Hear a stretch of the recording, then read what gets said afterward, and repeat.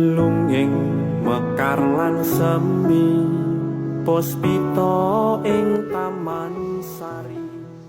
Ya, ada yang tanya kenapa tanah letter C gogol tetap ya SK Gub harus dibuat peta bidang dulu ya.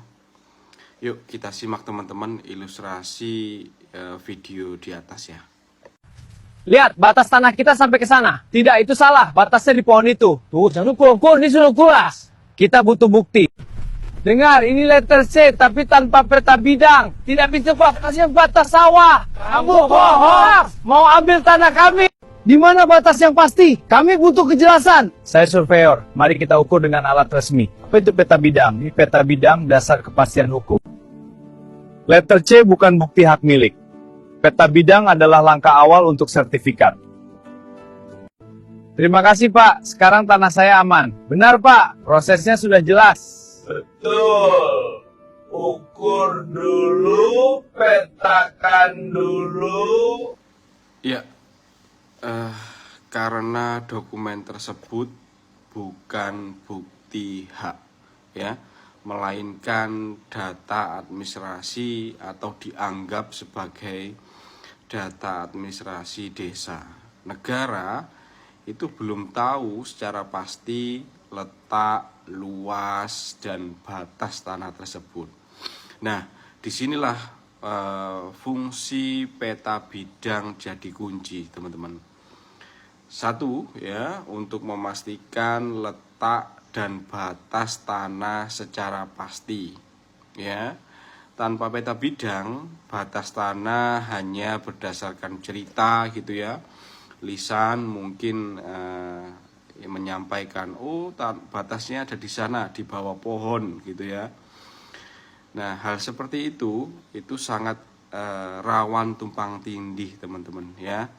Dengan tanah yang kebetulan bersebelahan dengan tanah yang kita akui. Hal tersebut itu akan berpotensi sengketa di kemudian hari.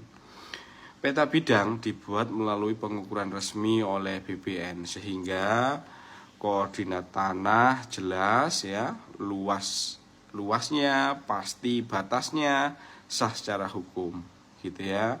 Karena menggunakan alat yang sudah cukup modern teman-teman, menggunakan titik koordinat. Peta bidang merupakan syarat mutlak sebelum jadi sertifikat ya. Tanah letter C tidak bisa langsung disertifikatkan.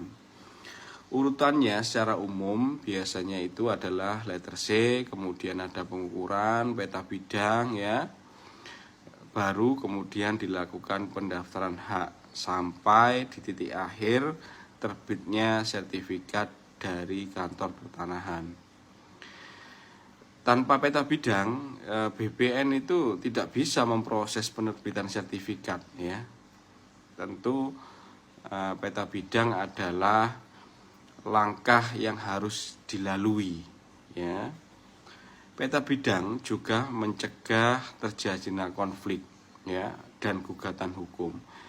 Banyak sekali kasus ya, tanah diwariskan turun-temurun, tapi luas di letter C itu sama sekali tidak sama dengan luas lapangan. Akhirnya apa teman-teman? Akhirnya akan muncul klaim ganda terhadap tanah tersebut. Peta bidang itu berfungsi sebagai alat kontrol negara agar suatu bidang, satu peta itu sama dengan satu hak. Tidak ada tumpang tindih lagi ya. Dasar hukum pengukuran tanah secara regulasi diatur dalam PP nomor 24 tahun 1997 tentang pendaftaran tanah, Permen ATR BPN nomor 16 tahun 2021. Pengukuran dan peta bidang adalah bagian wajib yang harus dilakukan terhadap pendaftaran tanah untuk pertama kali.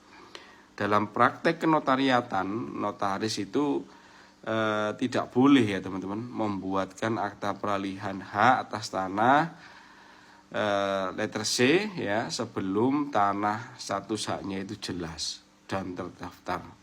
Sehingga peta bidang menjadi titik awal kepastian hukum.